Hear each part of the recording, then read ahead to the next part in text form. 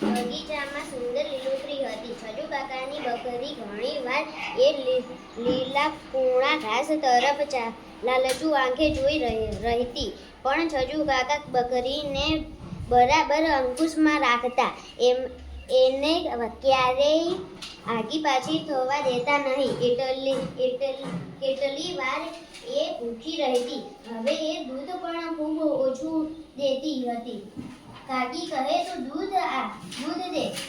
બકરી કહે કાકી તું લીલુંછમ ઘાસ દે. કાકી કહે લીલુંછમ તો ઘાસ તો નહીં.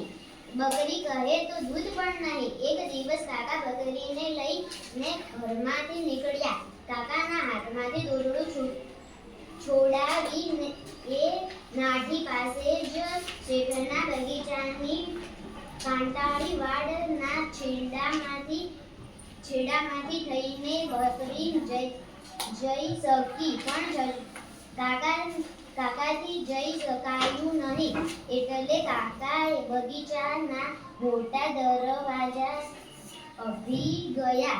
તેમણે માળીને કહ્યું મારી બકરી અંદર ઘૂસી ગઈ છે, તેને બહાર કાઢો.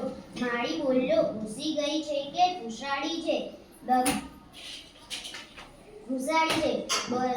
બદમાશી કરે છે, પાછો સફાઈ કરવા આવ્યો છે. કેમ?